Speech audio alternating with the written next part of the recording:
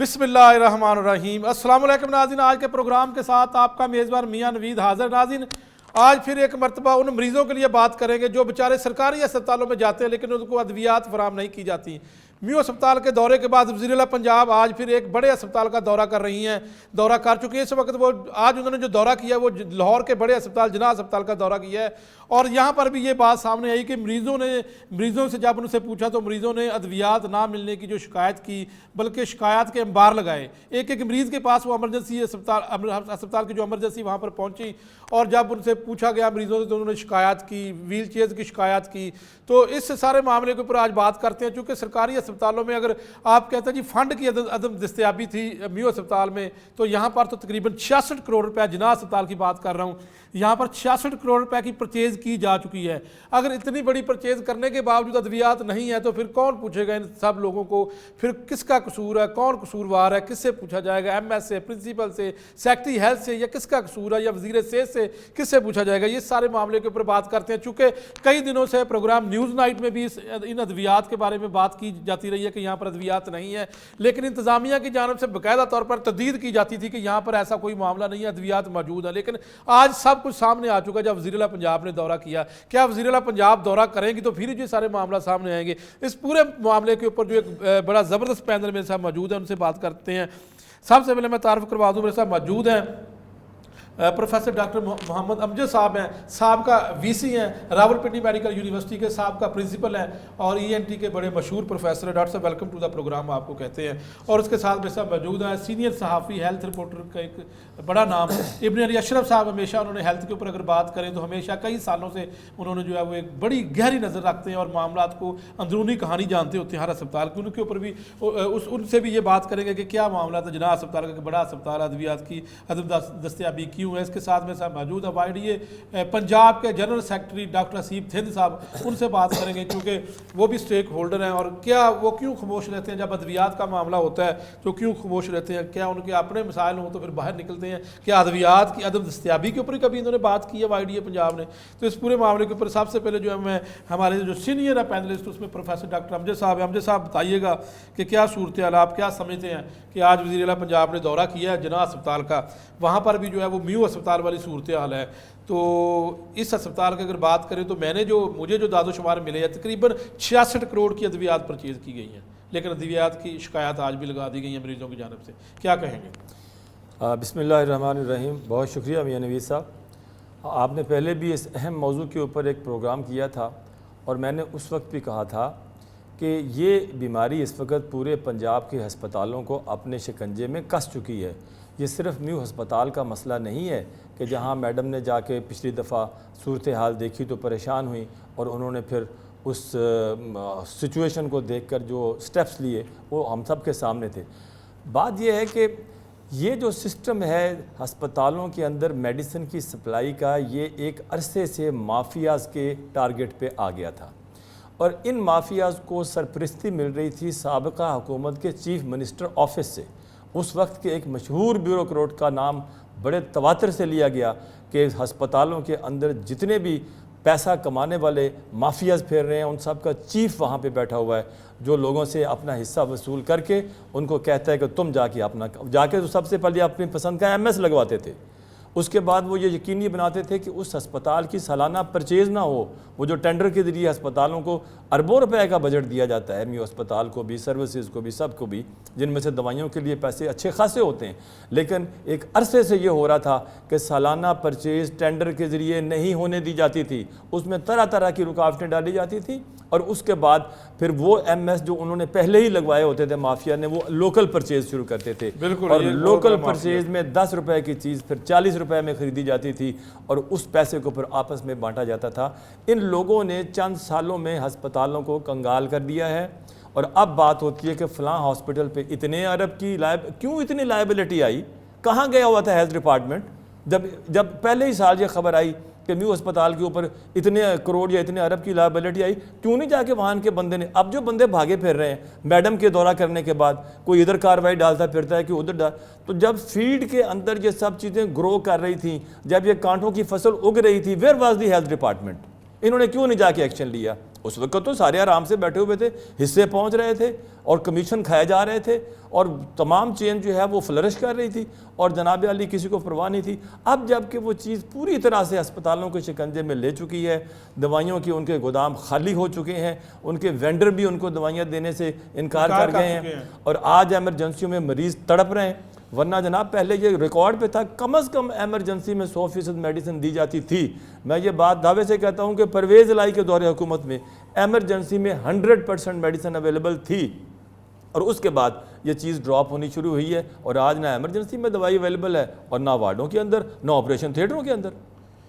जी बिल्कुल, इसके ऊपर मजीद आपसे बात करते हैं। इस वक्त तो आपने कहा जी बिल्कुल अद्वियात मौजूद नहीं है, ना वार्डों के अंदर ना एमरजेंसी वार्ड के अंदर, बल्कि एक अस्पताल नहीं बाकी अस्पताल भी इसमें शामिल है।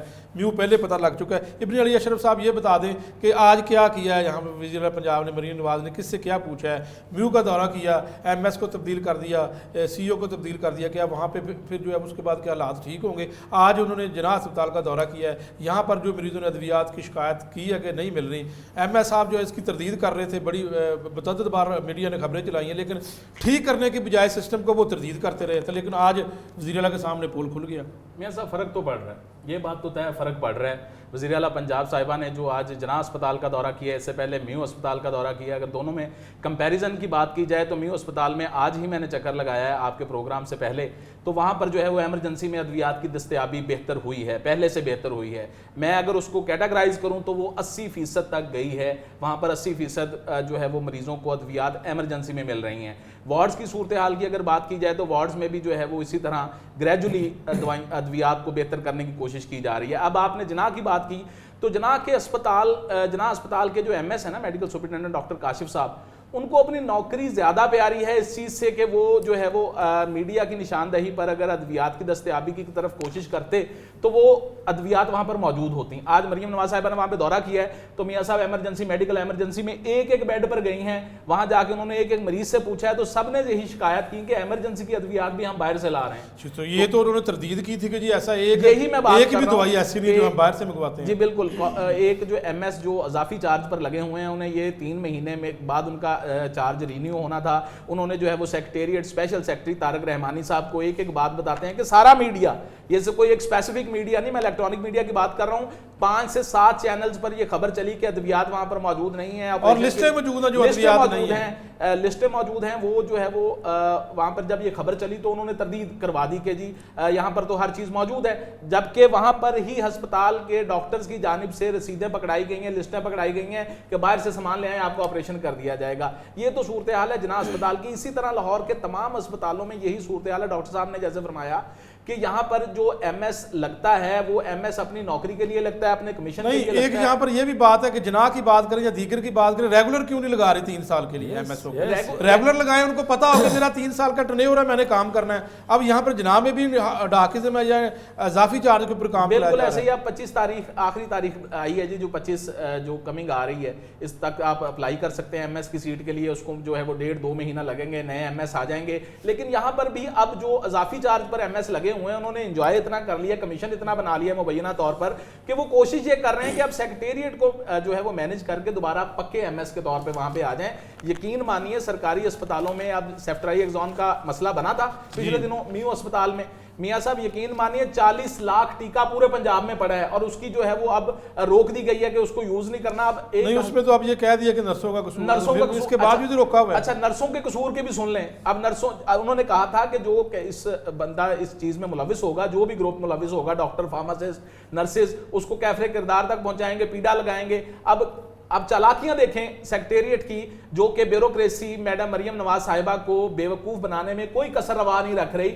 उनकी कोशिश ये होती है कि उन्होंने उन नर्सों को म्यू से निकाला, एक को जना लगा दिया, एक को रावलपिंडी लगा दिया और एक को जो है वो मैटरनिटी लीव पर भेज दिया। जब मीडिया ने निशानदेही की उसके बाद जो है वो उनको वहां से उतारा है। ये तो सीरियसनेस है हमारे महकमा हेल्थ की, ये तो सीरियसनेस है हमारे वज़रा की, जो कि माशाल्लाह तीसरी टर्म पे वजीर सेहत आ गए हैं ख्वाजा सलमान रफीक साहब। बड़े वाशगाफ अल्फाज में मैं उन पे ये तनकीद करूंगा कि आपने हमेशा वजीर आला के आने के बाद ही चीजें बेहतर होनी है। आप वजीर नहीं है, आप 30 साल से 3 बारियां लेके जो है वो आप निजाम बेहतर नहीं कर सके, तो अब जो है वो किस चीज का आप कोशिश करेंगे कि तमाम सरकारी अस्पतालों में एक एक करके मैडम मरियम नवाज साहिब आ जाए? ये वज़ीर आला का काम तो नहीं है। थिंद साहब आप क्या इसके ऊपर आवाज़ उठाते हैं अद्वियात की अदम दस्तयाबी के ऊपर? जी बहुत शुक्रिया मियाँ साहब। वाईडी पंजाब ने हमेशा डॉक्टर्स के हकूक़ की बात की है और साथ मरीज़ों के भी हकूक़ की बात की है, और हमने मुतअद्दिद बार इसके ऊपर बात भी की है। और मियो हॉस्पिटल में मैं बताता चलूँ कि सीएम पंजाब के विज़िट से पहले वहाँ पे वाईडीए के ही हमारे वहाँ पे जो स्टेक होल्डर्स हैं उन्होंने इस इशू को उठाया था कि इन्हीं अद्वियात की कमी और ये अद्वियात नहीं मिल रही, और उसके ऊपर प्रोग्राम भी किए थे और उसके ऊपर डिटेल के ऊपर बात भी हुई थी। लेकिन मैं इसमें ये एक बात हकीकत है, ये देखें, ये जो जानलेवा जो चीज़ें हमारे अस्पतालों में हैं जिससे जानें बचाई जा सकती हैं मरीज़ों की, वो अद्वियात अवेलेबल नहीं। मैं कैटेगोरिकली आज बात कर रहा हूँ कि मरीज़ एक कार्डियक सिम्टम के साथ लैंड करता है किसी भी इमरजेंसी में, आपके यहाँ वहाँ पे ट्रॉप टी जो एक इमरजेंसी किट है वो अवेलेबल नहीं है किसी भी सिस्टम में। प्रॉपर्टी नहीं है अवेलेबल। आप लेकिन यहाँ पर मुझे investigate पता नहीं लगा कर कि सकते। आप मास्क और सर्जिकल धागा नहीं है, आपके पास ये चीजें नहीं है। आपके पास ओपीडी में एक मरीज आता है, आपके पास उसके शुगर लेवल ज्यादा है, आपने डायग्नोस करना है कि इधर कि वो डायबिटिक है या नहीं है। आपने उसके लिए HbA1c कराना है। ये मैं ऑन रिकॉर्ड बात कर रहा हूँ, HbA1c किसी भी टेस्टिंग सेंटर में नहीं हो रहा, किसी में भी नहीं हो रहा, किसी में भी नहीं होगा। जचगी की इवन अद्वियात मैं कहता हूं कि कुछ BHU सेंटर के ऊपर मिल रही हैं, वो भी यहाँ पे मौजूद नहीं है। वो भी मेडिसिन लेने के लिए ये भेजते हैं, यहाँ से जाके बाहर से मेडिकल स्टोर से लेके आते हैं। इवन एक बायोप्सी जार जो मैं समझता हूँ कि एक बेसिक चीज़ है कि आप सर्जरी करते हो, सर्जरी के बाद जो ट्यूमर होता है उसको आप पैथोलॉजी लैब में भेजते हो, उसमें आप उसके ऊपर देखते हो स्पेसिमेन को कि आइदर के वो कैंसर है या नहीं है, वो जार भी पेशेंट बाहर से लेके आते हैं। कोई भी एंडोस्कोपिक प्रोसीजर के लिए जो कि सर्जन को गाइड करती है, गाइड वायर, एक सिंपल सी गाइड वायर, वो गाइड वायर तक अवेलेबल नहीं है, कहीं पे भी नहीं है। ये एनए लिस्टें हम आपको अभी ये शेयर भी आपके साथ कर देंगे तमाम अस्पतालों की। तो ये जो बेसिक चीज़ें हैं, इवन जो इंस्ट्रूमेंट हैं, इंस्ट्रूमेंट भी वहाँ पे डोनर बेसिस के ऊपर, और मैं समझता हूँ कि जो वहाँ पे सुपरवाइज़र हैं उनकी काविश की वजह से वो इंस्ट्रूमेंट जो है ना वो रिपेयर भी हो रहे हैं और मेंटेनेंस भी हो रही है। अब मेडिसिन के ऊपर मैं समझता हूँ कि मेडिसिन के ऊपर हम कहें कि किसी एक जगह के ऊपर फलाज है, इसमें मल्टीपल फैक्टर हैं। इसमें जो हम समझते हैं कि मेडिसिन के ऊपर जो परचेज से लेकर सप्लाई, डिमांड, इन तीनों जगह के ऊपर, इवन सिक्योरिटी के ऊपर भी मसाइल हैं कि अगर एक अद्वियात चोरी हो रही है, जैसे चोरी होती, करप्शन भी होती है। और उसमें देखें जो सिक्योरिटी कंपनियां ये लगाते हैं, उन सिक्योरिटी कंपनियों को जिनको ये 40,000 दे रहे हैं और वो सिक्योरिटी कंपनियां उन गार्डों को 15,000 रुपया दे रही हैं, वो गार्ड चोरी नहीं करेंगे तो और क्या करेंगे। बात यह है कि इन सिक्योरिटी कंपनी, इन सारी चीज़ों का चेक एंड बैलेंस होना चाहिए कि एक अद्वियात आपके स्टोर में पहुंची है, वो अद्वियात चोरी क्यों हुई है, सिक्योरिटी लैब से डेफिनेटली वहाँ के ऊपर। और दूसरे नंबर पे कुछ अद्वियात जो सबसे बड़ी, ये जो एडमिनिस्ट्रेशन हमारी बड़ी बहुत एक अच्छे तरीके से अपनी स्किन सेव करती है और हेल्थ डिपार्टमेंट को जो है ना इसके ऊपर खेल जाती है कि वो अपना स्टॉक तो शो कर देते हैं, लेकिन वो स्टॉक अपना शो कराते हैं, वो स्टॉक डिस्ट्रीब्यूट नहीं करते पुअर पेशेंट। ये एक बड़ी बात है कि ये एक अहम बात भी ऐसा हुआ था कि स्टॉक पड़ा था, स्टॉक वहां पे, बट पेशेंट वहां से बगैर अद्वियात के जा रहे हैं। और जब विजिट होता है, जब इनसे हेल्थ डिपार्टमेंट पूछता है तो ये लिस्ट थमा देते हैं, जी हमारे पास तो ये चीजें मौजूद हैं। लेकिन अफसोस ये है कि ये चीजें। नाज़रीन एक छोटी सी और ब्रेक लेते हैं और ब्रेक के बाद दोबारा फिर वापस आते हैं।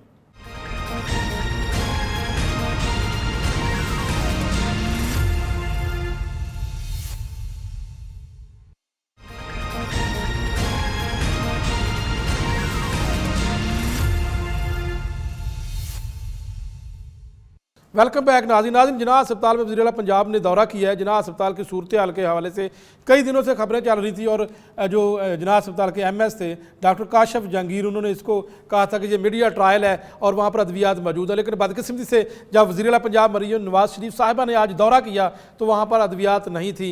मरीजों ने अद्वियात की शिकायत के बार लगाए। वहाँ पर वज़ीर-ए-आला पंजाब जो है खुद मेडिसिन स्टोर में गई और वहाँ पर सारा मामला देखा। उसके बाद जो है वो उनकी जानिब से हुक्म दिया गया कि MS और प्रिंसिपल को हटाया जाए। प्रिंसिपल जो उलामा इकबाल मेडिकल कॉलेज है वो नहीं पहुँच सके वहाँ पर दौरे के दौरान, लेकिन MS की अगर बात करें तो वो लेट पहुँचे। वज़ीर आला पंजाब जो है वो बिल्कुल इंतहाई खुफिया तरीके से, किसी को कानो कान खबर नहीं थी, वो खुद इमरजेंसी वार्ड में गई, किसी डॉक्टर को उन्होंने नहीं कहा और ख़ुद उन्होंने एक एक मरीज के साथ जाकर बात की है। ये दूसरा अस्पताल था जो उन्होंने दौरा किया, इससे पहले उन्होंने म्यू अस्पताल का दौरा किया। ज़राए ये कहते हैं कि वो इस तरह के दौरे मुख्तलिफ करते रहेंगे अस्पतालों के, ख़ास तौर पर जो अद्वियात का शदीद बहरान है। क्यों ये अद्वियात का बहरान आया? और इसके मैं साथ ये भी बता दूं कि जिन्ना अस्पताल में तो 66 करोड़ की परचेज भी की गई, इसके बावजूद भी जो है वो ये अद्वियात फराम ना की जा सकी। तो इसके ऊपर भी बात करते हैं। डॉक्टर साहब आप क्या कहेंगे? आपने एक बड़ा बुनियादी सवाल अभी रखा है यंग डॉक्टर के सामने कि पेशेंट के लिए कौन है आवाज़ लगाने वाला है। इस वक्त कोई पेशेंट के लिए आवाज़ लगाने वाला नहीं है। कोई PMA, कोई MTA, कोई YDA मरीज़ के लिए आवाज़ नहीं खड़ी करती। PMA और मेडिकल टीचर एसोसिएशन तो बड़े अरसे से हुकूमत ने पैरालाइज करके साइड पे कर दी हुई हैं, वो सेरिमोनियल रोल प्ले करती हैं। YDA एक्टिव है, उन्हें अपने मसाइल से और अपने जो मसाइल के हल से फुर्सत नहीं है। कभी कभी बरकत के लिए सिर्फ थोड़ी सी वो ये आवाज़ लगा दी, मरीज़ का ख्याल करो, लेकिन ये आवाज़ वैसी नहीं होती जैसे वो अपने मसाइल के लिए लगाते हैं। अपने मसाइल के लिए वो डट के आवाज़ लगाते हैं, सड़क पे खड़े होकर आवाज़ लगाते हैं, एडमिन के सामने खड़े होकर आवाज़ लगाते हैं, मसले हल होते हैं। पेशेंट का इस वक्त कोई पुरसान हाल नहीं है। अस्पताल में कोई पेशेंट वेलफेयर एसोसिएशन, डॉक्टर्स को अपनी पड़ी हुई है। इस वक्त प्रोफेसर जो हैं वो हेल्थ डिपार्टमेंट से वैसे नाराज़ हैं, इसलिए कि मौजूदा हेल्थ सेक्रेटरी ने उनके ऊपर एक अटेंडेंस ऐप लगाई है कि तुमने सारे वो अंदर से सख्त नालायक हैं, वो आ तो जाते हैं लेकिन काम अपनी मर्जी से करते हैं। फिर सिस्टम कौन ठीक करेगा? सर सिस्टम पर अब मरियम नवाज ही करेंगी। उनको चाहिए कि हेल्थ की मिनिस्ट्री अपने पास ही रख लें। अब बिल्कुल, फिर तो उनको अपने पास ही रखनी चाहिए। अगर मिनिस्टर कुछ नहीं दो कर सक रहे, मियां साहब शहबाज शरीफ साहब ने हेल्थ की मिनिस्ट्री अपने पास रखी कि नहीं? 6 मिनिस्ट्रियां रखी हैं। अब अगर मैडम मरियम ने इस दलदल में पांव रख ही दिया है तो हेल्थ का शोबा अपने पास रखें और अपने साथ रखें मुशीर, वो ख्वाजा साहबान है जो कोई टीम भी रखी हुई है ऊपर नहीं, जो उस टीम की कारकर्दगी तो आप देखे बैठे हैं, तमाम अस्पताल डूबे हुए हैं। उस टीम की कारकर्दगी टीम बताती है जाके यहाँ पे ये है, वो कहते हैं जी वो सर इस किस्म का क्या रिजल्ट तो अच्छा मुझे ये बताएं, आपका वसीत तजर्बा है, आप मुझे ये बताइएगा कि एक तो ये है कि म्यू में आपने खुद विजिट किया जी, आपकी क्या राय है? दूसरा ये कि आप समझते हैं कि वज़ीर आला पंजाब को इस तरह दौरे करने चाहिए? देखिए दो राय आपकी चाहिए। देखिए वज़ीर आला को अगर कुछ थोड़ा सा होता है ना, देख के चंद चावल उठा के अगर उसने टेस्ट करने ही है कि इनका टेस्ट कैसा है तो हो गया काफ़ी ना। म्यू अस्पताल से भी अंदाज़ा हो गया, जना से भी उनको अंदाज़ा हो गया। फिर इसका क्या हाल है? सर उसका हल बैठ के कुछ प्लान करना है। सबसे पहले पूरे टीचिंग अस्पतालों में एक एमरजेंसी डिक्लेयर कर दें कि this is not a routine situation, this is urgent. Patient यहाँ पे बिल्कुल डिप्राइव्ड है, बिल बुला रहा है, उसको दवाई, आप तो सिर्फ दवाई की बात किए जा रहे हैं मियाँ साहब। इस वक्त पेशेंट को ना कोई गाइडेंस है, ना वहाँ का उसका कोई पुरसाने हाल है। मैंने एक बड़े टीचिंग अस्पताल में आज जाके देखा है, मरीज इस तरह से मेरे गले पड़ रहे थे कि जैसे वो किसी अकूबत खाने में आए हुए हैं। उन्हें पर्ची बनवाने में 20-20 मिनट लगे, आधा घंटा पर्ची बनवाने में। ब्लड प्रेशर चेक करवाने में उन्हें आधा घंटा लगा। ब्लड प्रेशर चेक करवाने रश तो बहुत है, ये तो बात मानते हैं कि मरीजों की तो मियां साहब इजाफा हो रहा है, डॉक्टरों की कमी है, नर्सों की कमी है। कमी नहीं है इस वक्त जो है ना, काम नहीं करना चाहता। नहीं, नंबर 1 मैं आपको 2-3 बातें बता देता हूँ। नंबर 1 पूरा जो सिस्टम एडहॉकिज्म पे चल रहा है। आपने जैसे खुद कहा MS भी कच्चा चलता है, यहाँ के ऊपर कच्चे चल रहे हैं और सारी चीजें पॉलिसी है, 2 माह गुजर जाए, 3 माह गुजर जाए। हाँ जी, उन्होंने क्या काम करना? जब 3 साल का टर्नओवर दिया जाएगा तो फिर कोई जिम्मेदारी होगी, 6 महीने बाद उसकी अकाउंटेबिलिटी होनी चाहिए। तो जनाब इस वक्त, और मैंने बहुत पहले भी कहा था, ग्रेड 16 तक के मुलाजमीन की भर्ती पर बैन को 15 साल हो चुके हैं। ना कोई स्वीपर है, ना कोई गार्ड है। कहते हैं जी थर्ड पार्टी को दो, थर्ड पार्टियां माफियाज हैं। वो जैसे अभी डॉक्टर साहब ने कहा, उनके बंदे वो होते हैं। आप कहते हैं सफाई वाले और सिक्योरिटी वाले ये माफियाज हैं? ये वो बेचारे नहीं, उनके जो ऊपर बैठे हुए हैं, जिस कंपनी ने तो नहीं हो सकते, वो तो थोड़ी थोड़ी तनख्वाह लेते हैं। जो मालिक हैं, जो उनकी कंपनी का मालिक है, उनको कोई और ही पैटर्नाइजेशन होती है, उनको ठेके दिलवाए जाते हैं, उनको पेमेंट कराई जाती है और वो हॉस्पिटल को इन रिटर्न कोई चीज़ देने में कामयाब नहीं। ना सफाई है अस्पतालों में, ना सिक्योरिटी है अस्पतालों के अंदर। लेडी डॉक्टरों के ऊपर हमले हो रहे हैं, मरीजों का जाती सामान चुराया जा रहा है, मरीजों की दवाइयाँ चुराई जा रही हैं। इतने हालात पहले वैसे आपने खराब हुए, इस दर्जे के हालात मैंने अपनी जिंदगी में। तो फिर वाकई आपकी राय ठीक है, इमरजेंसी नाफिज करनी चाहिए। इमरजेंसी नाफिज। मैं एक चीज़ ऐड करता चलूँ। सर की बात से मैं इस बात के ऊपर डेफिनेटली डिसएग्री करूँगा कि अगर डॉक्टर्स की इस टाइम तर्जमानी कर रही है तो वो डेफिनेटली एक यंग डॉक्टर एसोसिएशन कर रही है और मरीजों के भी हकूक की बात नहीं, करती लेकिन है। डॉक्टर साहब आप भी तरफ मेरी नहीं निकलते। आप मेरी देखें, सिर्फ आप सर इमरजेंसी गुजारिश- नाफिज हो। मैं प्रोफेसर आपको अमजद साहब ने कह दिया कि सर, इमरजेंसी देखें, नाफिज जब करें। अस्पतालों म्यू को- सर्विसेज अस्पतालों को सारे अस्पतालों में सर, दवाई नहीं है। अस्पतालों को जब सियासी उखाड़ा बना दिया जाएगा, सॉरी टू अच्छा, से, ऊपर से ये- वो मुझे ये एक अभी ऐसी बात जगह- ध्यान में आई कि ब्यूरोक्रेट्स को लगा दिया गया जो विजिट करेंगे। अस्पतालें ऐसी जगह हैं जो मैं समझता हूँ कि खिदमत खल्क की जगह है। बेशक देखें, एक इमरजेंसी के ऊपर, सॉरी टू से, इमरजेंसी के ऊपर अगर एक वीआईपी विजिट होता है, कितनी बड़ी डिस्टर्बेंस होती है। कहीं दुनिया में आप मुझे बताएं, कहीं दुनिया में इमरजेंसी में कभी वीआईपी विजिट होते हैं? नहीं, फिर क्या करें? हमेशा नहीं, अगर दुनिया में नहीं होते तो वहां पे सिस्टम है, मैकेनिज्म मौजूद हमारे है। यहाँ पर पैसा लगाने के बावजूद भी मैकेनिज्म कोई यहाँ मौजूद पे- है। देखिए, अपनी टीम पे भी रिलाय करना पड़ता है, अपनी टीम चेंज भी करनी पड़ती है और अपनी टीम को टास्क भी दिए डॉक्टर जाते हैं। साहब जो अपनी टीम उन्होंने बनाई है अब डॉक्टर साहब, सॉरी टू से, मैं आपको मेरा एक सवाल ले लें। मेरा मैं थिंद साहब एक सवाल ले लें। कुछ 15-16 दिन पहले मुझे एक पेशेंट था, तो पेशेंट को गायनी का पेशेंट था। आपको पता गायनी का मरीज तो दाखिल करना बहुत ज़रूरी है, आप उसे वापस नहीं भेज सकते। एक बड़ा टीचिंग अस्पताल, मैं उसकी बात करता हूँ कि मैं जनाब मुझे फ़ोन वो कहते दाखिल नहीं करते। मेरा माइंड माने ना कि यार दाखिला क्यों नहीं होगा, पेशेंट आकर दाखिल करें। लो जी, मैं रात को उठ के खुद वहाँ पर चला गया। मैंने कहा चलो देखते हैं। मैं वहाँ पर पहुँचा हूँ तो डॉक्टर साहब इमरजेंसी में वार्ड में एक डॉक्टर भी मौजूद नहीं था। मैं आपको रात की बात बता रहा हूँ, मैंने अपनी आंखों देखा हाल। मियां साहब, मैं आज की आपको एक मिनट डॉक्टर साहब, आज की मैं आपको ताज़ा तरीन किसी अस्पताल का नाम लिए बगैर बताऊं। ले दें, नाम भी ले दें, कोई मसला मैं नहीं। उस इमरजेंसी के बाहर गया तो बेंच पे एक बंदे ने अपने रान के ऊपर अपने किसी औरत का सर रखा और वो बेहोश पड़ी हुई है उसके अंदर। मैंने उससे जाकर पूछा कि ये क्या मसला है। कहता है ये जिगर की पेशेंट है। और मैं कब से आए पड़े, तुम बाहर ही पड़े हो? कहता है जी 10 दिन से पड़े हुए हैं। मैं क्या 10 दिन तुम्हारा कहीं दाखिला हुआ, इमरजेंसी के अंदर तुम गए कहीं? कहता जी हमें 10 दिन से कोई दाखिला नहीं हुआ, घुमाए जा रहे हैं, इधर जाते हैं, मैं कहते हैं इधर चले जाओ, इधर जाते हैं, कहते हैं इधर चले जाओ। आज कहता जी 10वां दिन है, मैं यहाँ पे बैठा हूँ, ये मेरी मरीज़ा बेहोश पड़ी है। यानी कि वहाँ पे उनको गाइड करने वाला कोई नहीं है। मैं कहता हूँ, मैं हैरान हो गया हूँ कि कोई वहाँ पे दुनिया में सोशल वर्कर होते हैं मियां साहब, जो जाके कहते हैं कि यार हम इनकी मदद करते हैं। ये बेचारे देहाती लोग, वो जेलम से आया हुआ खानदान था, 4 उसके बंदे साथ बैठे गाइड नहीं किया किसी ने। अब देखिए डिस्ट्रस्ट कितना है। मैंने अपना उन्हें ये नहीं तारफ कराया कि मैं कौन, मैंने कहा कि मैं भी डॉक्टर हूँ, तो मैंने उन्हें कहा कि मैं आपकी मदद करता हूँ, मैं आपको एक और अस्पताल में ले जाता हूँ, मैं सर्विसेज में रहा हूँ, मैं आपको अपने साथ लेके जाऊँ। वो डर गए कि गुफराडी आ गए। अब इस मुल्क में ये भी चल रहा है ना, जब जनरल में पकड़ा गया इस तरह का गैंग। तो उन्होंने कहा कि ये एक, मैं सर की बात को मैं उसमें ऐड ऑन करना चाहूँगा कि अगर इमरजेंसी में आपको कभी भी मिलेंगे तो वो सिर्फ यंग डॉक्टर्स ही काम करते हुए मिलेंगे। वो ठीक है, यंग डॉक्टर काम करते हैं, हम इसको नहीं मानते कि हम ये नहीं कहते कि नहीं करते, आप करते हैं। सर देखें, आप पिछली दहाइयों से हेल्थ डिपार्टमेंट को, हेल्थ सिस्टम डॉक्टर साहब को, यंग डॉक्टर काम करते हैं, ये आपकी बात ठीक है। हम ये नहीं कहते कि यंग डॉक्टर काम नहीं करते, आप करते हैं, हमने देखा है आपको वार्ड्स में हमेशा। लेकिन यहाँ पर मैं साथ शामिल कर रहा हूँ, आपकी तरफ दोबारा आता हूँ, काफी देर से बात नहीं। इब्न अली अशरफ साहब, मुझे ये बताएं कि अनरजिस्टर्ड मेडिसिन क्या किसी सरकारी अस्पताल में प्रोवाइड की जा सकती, और वो भी कैंसर की दवाई? कभी किसी सूरत नहीं पेश की जा सकती, किसी अस्पताल में दी नहीं जा और सकती। ये जिना अस्पताल में इंकशाफ हुआ है कि कैंसर की अद्वियात, ऐसी अद्वियात जो रजिस्टर्ड नहीं है, जिना अस्पताल के अंदर वो दवाइयां फराम की जा रही हैं ठेकेदार की जानब से, कोई पूछने वाला नहीं है। मियां साहब, वो ठेकेदार कौन है? माफिया है वो, माफिया पर ईसीजी टेक्नीशियन है वहां पे वो ठेकेदार।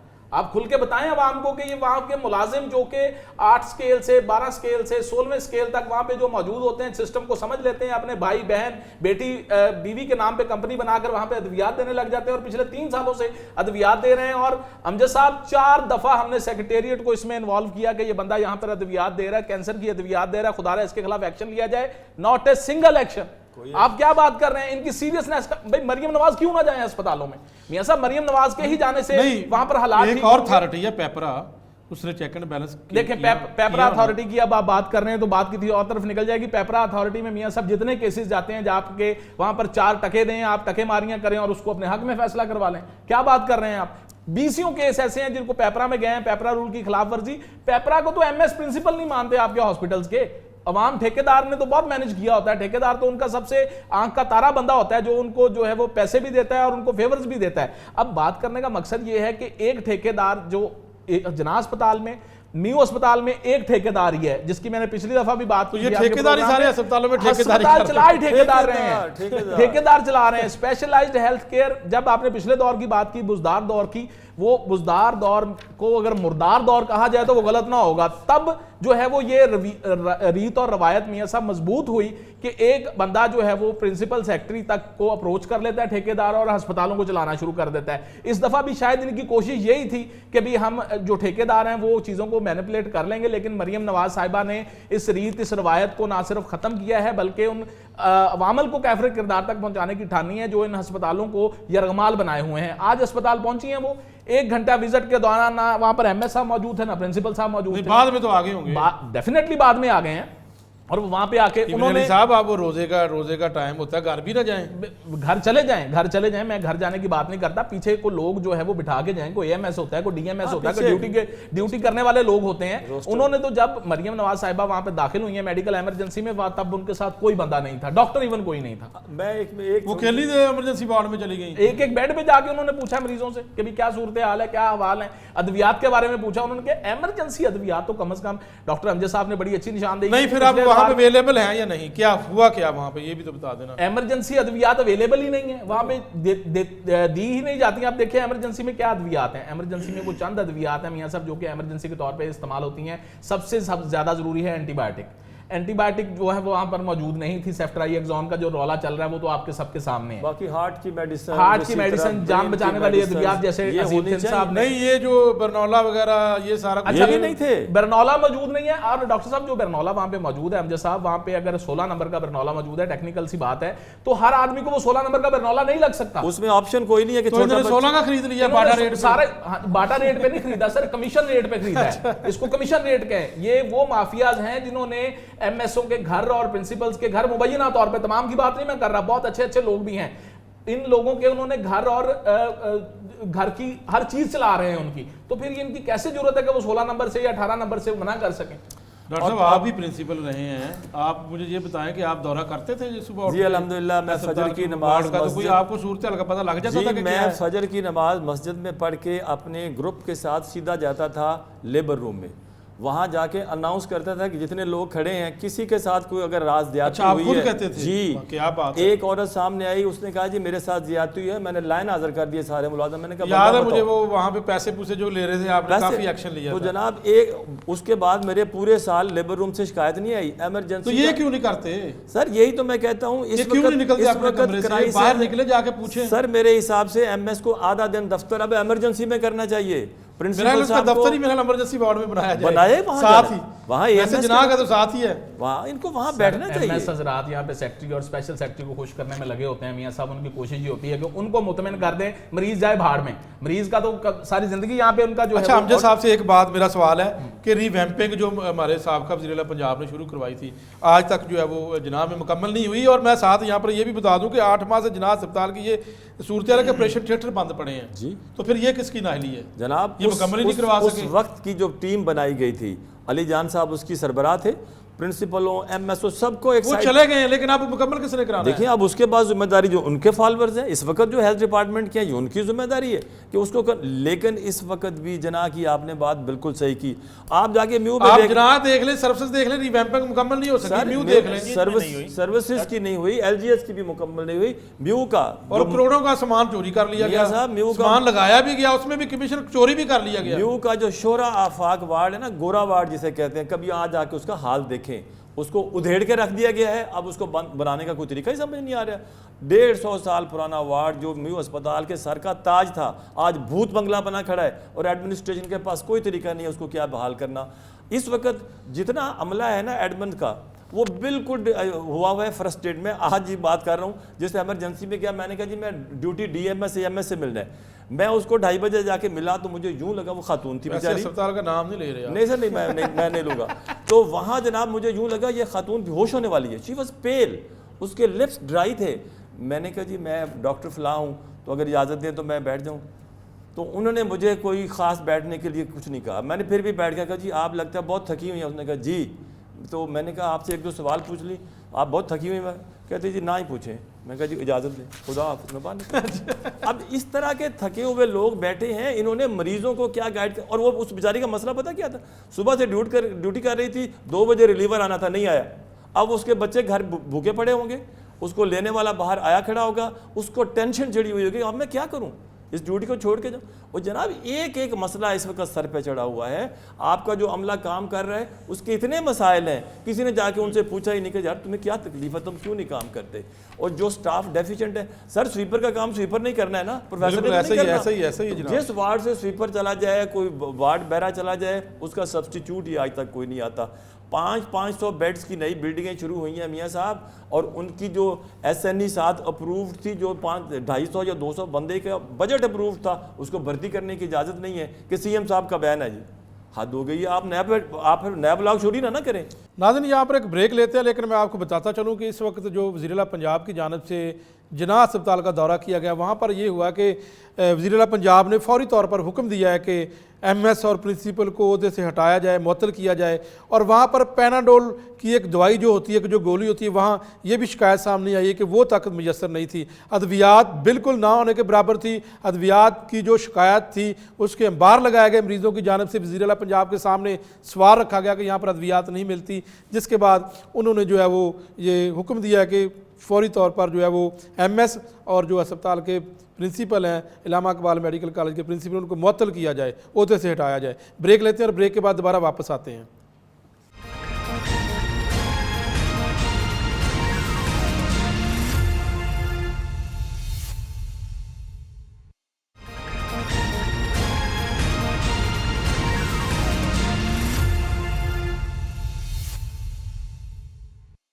वेलकम बैक नाज़रीन, और बात करते हैं इस पूरे मामले के ऊपर। जी सेन साहब, क्या कहेंगे आप? जी, सबसे पहले तो मैं ये जो रिवैम्पिंग की बात हो रही थी, रिवैम्पिंग में अरबों रुपए लगे हैं हर अस्पताल के ऊपर, और लेकिन अनलकीली मेरे ख्याल में कोई एक बेड का भी इजाफा नहीं हुआ इंडोर में। ऑपरेशन थिएटर में कोई एक भी ऑपरेशन थिएटर नया नहीं बना। जो पहले थे वो भी ऑपरेशन थिएटर, जैसे सर बता रहे थे कि वो भी कंप्लीट नहीं हुए, तो वो भी अभी तक फंक्शनल नहीं है इस टाइम। अब मैं एक छोटे से एक बात करना चाहूँगा कि जब आप अरबों रुपए के अखराजात कर रहे थे, तो आपने ये भी देखना था कि उस अस्पताल में जो इमरजेंसी वार्ड्स हैं, जो इमरजेंसी रिक्वायरमेंट है, अगर वो नहीं है, फ़र्ज़ करें मैं जनरल अस्पताल की बात करता हूँ कि वहाँ पे कार्डियोलॉजी वार्ड ही नहीं एग्जिस्ट करता। हाँ ठीक सर। आप बात ये है कि इतना बड़ा अस्पताल जो कि म्यू के बाद सेकंड लार्जेस्ट बेडेड हॉस्पिटल है, पिंस को साथ मिला लें, तो उसमें एक दिल का वार्ड नहीं एग्जिस्ट कर रहा। आप अरबों रुपए लगा रहे हैं, तो आप एटलीस्ट कोई 20 बेडेड वार्ड साथ बना लेते और हैं। हर रोज उसकी इमरजेंसी में हार्ट के पेशेंट आ रहे हैं और आते हैं। आप देखें आपका कसूर और पेरिफेरी सारा ड्रेन होगी यहाँ से। आप जरा रुकिएगा, हम जो है वो थोड़ा सा हवाल जिनाह अस्पताल का भी पूछते हैं कि हमारे साथ मौजूद हैं हमारे जो है वो senior health reporter Mohsin Alvi साहब। मोहसिन अलवी साहब, क्या सूरत हाल? वज़ीर-ए-आला पंजाब ने आज दौरा किया है, वहाँ पे क्या हुआ है, क्या अंदरूनी कहानी क्या है जिनाह अस्पताल की? वज़ीर-ए-आला पंजाब ने मेरे साथ दौरा किया जिनाह अस्पताल का। यहाँ पर अद्वियात बिल्कुल भी, आपको पता है, इशू चल रहा है अद्वियात का। लेबर रूम के अंदर बिल्कुल अद्वियात दस्तयाब नहीं है, मेडिकल वार्ड के अंदर अद्वियात दस्तयाब नहीं है। आज वज़ीर-ए-आला पंजाब ने दौरा किया यहाँ पर जिनाह अस्पताल का, लेकिन वो लेबर रूम में गई हैं, मेडिकल इमरजेंसी में उनको ले जाया गया, और इसके अलावा मेडिकल स्टोर पे गई हैं। इसके अलावा किसी भी मेडिकल वार्ड का उन्होंने दौरा नहीं किया जहाँ पर असल सूरत हाल खराब है, जहाँ पर मरीज जो मुश्किलात का शिकार हैं, जहाँ पर मरीजों को सिरिंज तक जो दस्तयाब नहीं है, इंजेक्शन बाहर से लाना पड़ रहे हैं इमरजेंसी। तो क्या मरीजों ने कुछ शिकायत की है? मरीजों ने कुछ कहा है वज़ीर-ए-आला से, जिनको वो मुलाकात जिनसे हुई है, जिनसे गुफ्तगू हुई है इमरजेंसी वार्ड के अंदर? मेरे साहब वज़ीर-ए-आला पंजाब के साथ बहुत कम लोगों को बात करने का इजाज़त दी गई है। यहाँ से अंदाजा लगाएं कि एक डॉक्टर को उनके सिक्योरिटी गार्ड ने गर्दन से पकड़ के जो पीछे कर दिया, तो जहाँ मरीज से उनको कितनी एक्सेस हासिल होगी यहाँ से अंदाजा लगाया जा सकता है। कुछ लोग बात करने में कामयाब हुए हैं जिन्होंने अपने मसाइल का जो है वो वज़ीर-ए-आला पंजाब को बताया, जिस पर उन्होंने कहा कि आपके मसाइल को हल किया जाएगा और सेहत की सहूलियत जो हो उसके ऊपर कंप्रोमाइज़ नहीं किया जाएगा। मेडिकल सुप्रिटेंडेंट जो है MS डॉक्टर काशिफ, वो सिर्फ उनके साथ मौजूद थे और किसी को उनके करीब जाने की नहीं, वो पता लगा है वो बाद में आए। MS उस वक्त वज़ीर-ए-आला पंजाब अकेली थी जब वो इमरजेंसी वार्ड में गई है, किसी को कुछ पता नहीं था, कानो कान खबर नहीं थी, तो बाद में आए हैं वज़ीर-ए-आला MS साहब बाद में आए हैं। और उसके साथ क्या प्रिंसिपल भी बाद में पहुंचे कि नहीं? प्रिंसिपल मौजूद नहीं थे मियां साहब, और MS भी लेट आए हैं। वज़ीर-ए-आला पंजाब जो है वो दौरा कर रही थी अस्पताल का, इस दौरान बागम बाग जो है वहाँ पर इंतजामिया के कुछ अफसरान पहुंचे। MS भी लेट पहुंचे हैं, जबकि principal Allama Iqbal medical college Jinnah अस्पताल मौजूद ही नहीं थे, वो पहुंच ही नहीं सके। आगे काफ़ी देर वज़ीर-ए-आला यहाँ पर मौजूद नहीं है, और MS जो है बिल्कुल सहमे हुए डरे हुए दिखाई दे रहे थे। जब मरीज अपने मसाइल बता रहे थे तो वो बिल्कुल खामोश और डरे हुए सहमे अच्छा, आप ये बताइएगा कि आप खुद कवरेज करते रहे हैं, ये स्टोरी भी ब्रेक की है क्योंकि इसकी तरदीद भी की गई है एमएस की जानब से, कितने फीसद अद्वियात इस एमरजेंसी वार्ड में, जना की बड़ी एमरजेंसी वार्ड है, क्या समझते कौन सी अद्वियात नहीं है? लिस्ट भी आपने एक ब्रेक की है। मियां साहब, कोई भी अद्वियात मौजूद नहीं है, बिल्कुल सूरत हाल खराब है। लेबर रूम और एमरजेंसी जहाँ पर फौरी तौर पर अद्वियात की जरूरत होती है, वहाँ पर गाज और इसके अलावा जो पट्टियां, इंजेक्शन, सिरिंजें बाहर से मंगवा रहे हैं, तो आप अंदाजा लगा लें कौन सी अद्वियात दस्तयाब होंगी। अगर हैं तो पता नहीं कहाँ पर हैं।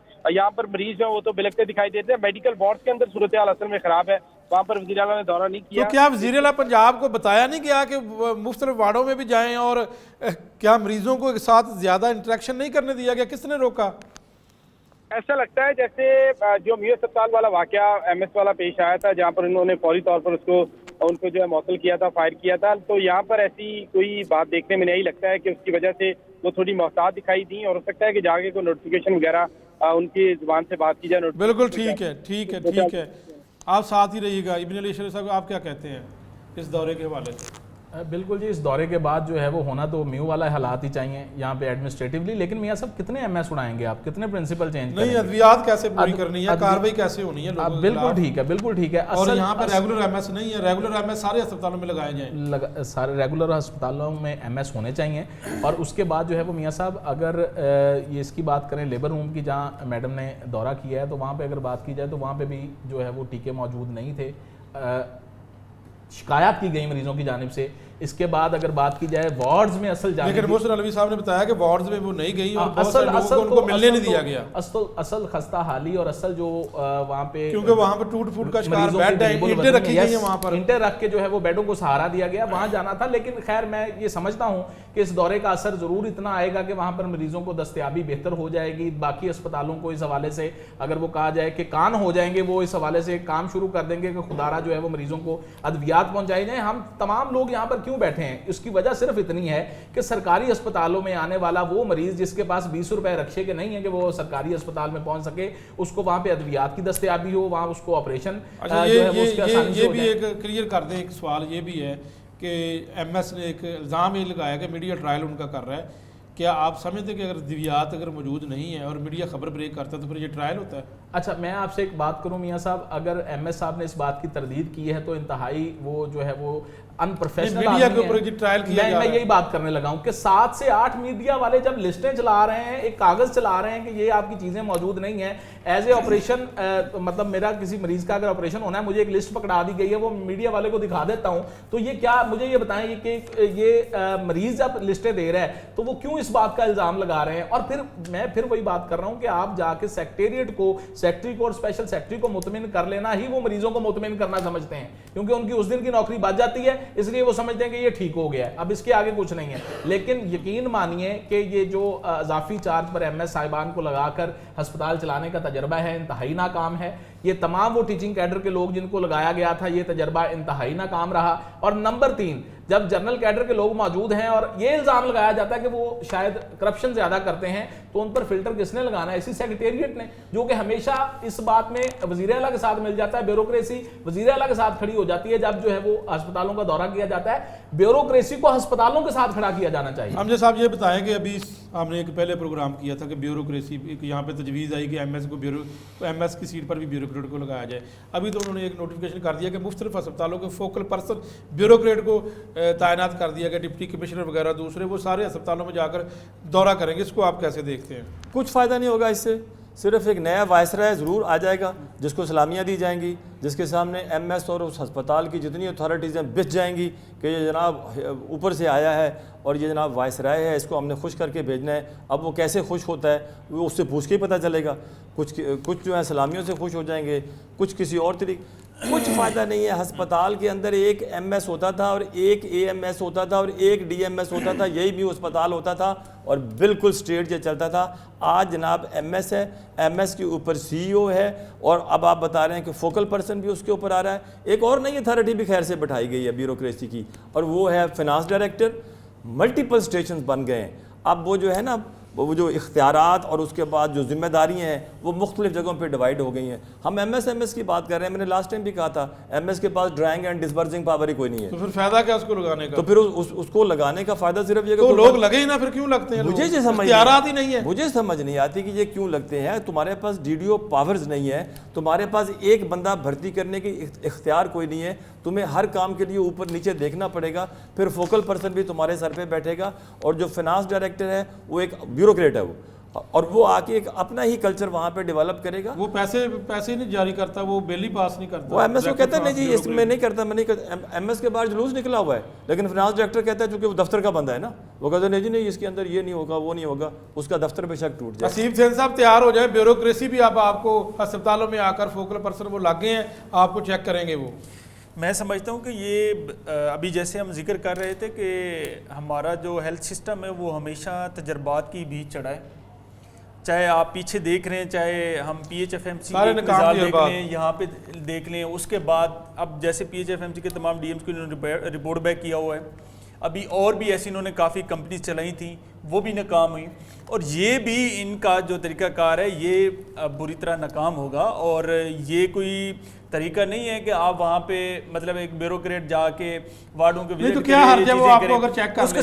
नहीं, हमें हमारे ऊपर चेक एंड बैलेंस के होना नहीं चाहिए। जो चीज़ें जो हैं, लोग हमारे यहाँ देखें, आपके यहाँ वहाँ पे एक जूनियर डॉक्टर्स के ऊपर एक बहुत बड़ी फैकल्टी बैठी है, प्रोफेसर से लेकर एसआर लेवल तक वो तमाम लोग A to Z आपका सारा चेक एंड बैलेंस लगते हैं, प्रिंसिपल और उसके बाद आपकी हायर अथॉरिटीज बैठी हैं, उनको वो रिपोर्ट बैक करते हैं, उनकी चीजें हैं। अब सबसे बड़ी जो चीज हमें नजर आती है कि ये चीजें सिर्फ अपने प्रोटोकॉल ही मैनेज करने का एक तरीका है और कुछ नहीं है। कि अगर डेफिनेटली आपने एक लेटर भी देखा होगा जो स्पेशलाइज ने जारी किया कि जी ये जो तमाम ब्यूरोक्रेट्स के और उनके जो प्रोटोकॉल पेशेंट होंगे, तो वो जो है ना वो इस तरीके से होंगे, डील होंगे। तो ये मतलब आप समझते हैं कि एक गरीब और एक कॉमन मैन और एक अशराफिया, ये दो एक डिफरेंट लोग हैं जो इस पाकिस्तान में रह रहे हैं। आप इस सिस्टम में आप क्या शो कराना चाहते हैं? और मैं समझता हूँ गरीब अमीर में ये फर्क खत्म कर देना चाहिए। सरकारी अस्पतालों में गरीब अमीर का ये फर्क खत्म कर देना चाहिए। अद्वियात के साथ मैं कहता हूँ कि अद्वियात के साथ आप इक्विपमेंट को भी ऐड करें।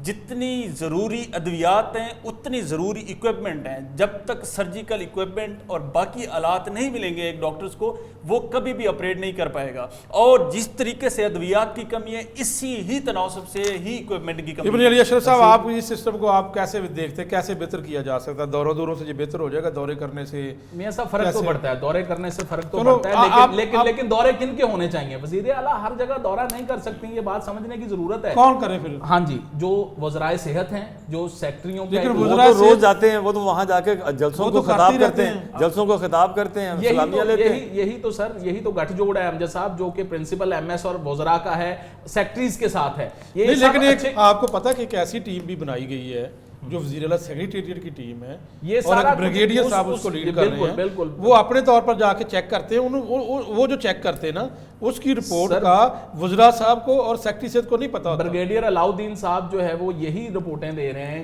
उनकी रिपोर्टों के बाद ये दोनों दौरे हुए हैं। पिछला दौरा म्यू का भी उनकी रिपोर्ट के बाद हुआ है, आज जना वाला दौरा भी उनकी रिपोर्ट के बाद ही हुआ है। इसके बाद जो है वो अगला अस्पताल सर्विसेज होगा, जनरल होगा, चिल्ड्रन होगा, जहां भी जाएंगे सूरत हाल यही है। अद्वियात की फराहमी मुझे तो वो बेहतर कर लें, अगर उनको पता है दौरा होना तो बेहतर नहीं कर सकते ना। इसलिए कि इस वक्त एक बंदा जो है ना, अगर वो प्रिंसिपल भी है या एमएस है, सर्विसेज वाले को पता है कि वो आ रहे हैं कल, वो रातों रात इसको बेहतर नहीं कर सकता। ना उसके पास टीम है, ना उसके पास जादू की कोई छड़ी नहीं है, कोई नहीं है, कोई इस वक्त नहीं है। मैं वही कहता हूँ इमरजेंसी लगानी पड़ेगी। मैडम को खुद हेल्थ मिनिस्ट्री अपने पास लेनी चाहिए। अपने तो क्या वजीर किधर जाएं? वजीरों को किसी और महकमे में भेज दें, माशाल्लाह वजीर ही लगाना है। इतना मिनिस्टर है, किसी और जगह उन्हें लगा दें, बात बिल्कुल नहीं। तो वजीर आला इतना काम तो ना, उन्होंने पूरा पंजाब ही देखना है, फिर हेल्थ की मिनिस्ट्री। देखो जी, वैसे हेल्थ के अंदर उनको स्पेशल जो है वो इंटरेस्ट है। और मियां साहब देखती हैं, अकबर बादशाह ने अपने साथ 9 रतन रखे थे कि नहीं, जाहल आदमी था, अलफ बे नहीं, अंगूठा छाप बंदा था, 9 रतन रखे, और आज भी दुनिया उसके सिस्टम ऑफ गवर्नेंस को सलाम करती है। तो जनाब ठीक है, आज के दौर में भी चीफ मिनिस्टर की हजारों मसरूफियात होंगी, लेकिन अगर कोई काम करना है तो उसके करने के हजारों तरीके। असीम सेन साहब, ये बताएं कि YDA पंजाब कब प्रेस कॉन्फ्रेंस करने जा रही है, कब ये मरीजों के मसाइल उठाने जा रही है, कब अपने मसाइल से निकलकर मरीजों के मसाइल की तरफ आएंगे आप? कल इंशाल्लाह ताला कल हमारी एक पुरअमन रैली है, वाडी पंजाब की, और उसमें बाकी तमाम ऑर्गेनाइजेशन भी ऑन बोर्ड नहीं, हैं, वो भी अद्वियात का हैं। एजेंडा तो उसमें नहीं शामिल है। और उस प्राइवेटाइजेशन की जो इस मूवमेंट है, इस मूवमेंट के बाद फ़ौरन हमारी एक जीसी कॉल होने जा रही है, और उस जीसी कॉल होने में हमारा जो डॉक्टर्स की, बाकी हेल्थ प्रोफेशनल की प्राइवेटाइजेशन के साथ जो हमारा एजेंडा है वो है अद्वियात की किल्लत। और ख़ासकर दूसरे नंबर पे हम ये भी बताते चलें कि अद्वियात के साथ वाईडीए पंजाब समझती है कि अस्पतालों की भी कमी है, अस्पतालों में ओवरबर्डन है, दवाइयों के लिए आउटडोर पैसे में, नहीं है, इंडोर, आप कह रहे नहीं बना दें। और ये चीजें पहले वाले तो ठीक कर रहे हैं, रिवैम्पिंग पहले के ऊपर ठीक इतना पैसा लगाने की बजाय अगर काश के ये चंद अस्पताल ऐसे बना देते हैं कि साहब, वो तो ड्रेन लग- करते हैं उन चीजों वो को, तो अरबों रुपया और गया, वो तो चीजें वापस नहीं सारे आते वो हैं। अरबों रुपए ऐसे गए कि अब आप रिवैम्प्ड एरिया में जाएं तो आपको लगता नहीं है कि ये एरिया और रिवैम्प्ड चंद साहब आपको याद सीपेज होगा दोबारा स्टार्ट हो गई वो है, पैसे लगाते वक्त उन्होंने इदारे के सरबराह से नहीं पूछा कि तुम्हारा सबसे खराब एरिया कौन और सा है। उन्होंने पीछे से ही उन्होंने सारी चीजें आके कर CNW दी। से सब कुछ किया जी, और ठेकेदार भी उनका तो सब कुछ होता। उसमें मैं कहता हूं कि उसमें जो एक इमरजेंसी हालात में जो उन्होंने एक ये तरीका वारदात डाला, उसकी मिसाल कभी तारीख में नहीं मिलेगी। तो उसमें जो बेसिक चीज़ें थी वो मिस की गई, जो सहूलियात देनी चाहिए थी वो नहीं दी गई। मैं भी आज समझता हूं कि मरीजों के बैठने की जगह नहीं है किसी अस्पताल में प्रॉपर। अब आगे शदीद गर्मी आ रही है, मरीज तो पड़े बताएं कि मरीज बेचारे दूर दूर से आते हैं, वार्डों में जगह नहीं है उनके लिए, कहीं पे भी बिल्कुल नहीं ठीक है, ये ठीक है। चीज़ें हमें ये सोचना पड़ेगा कि हमें अस्पतालें उन लोगों को बड़े शहरों में टीचिंग मेडिकल कॉलेजेस बनाने पड़ेंगे ताकि उनको डोर स्टेप के ऊपर जो है ना टर्शरी लेवल की सहूलियात मिले।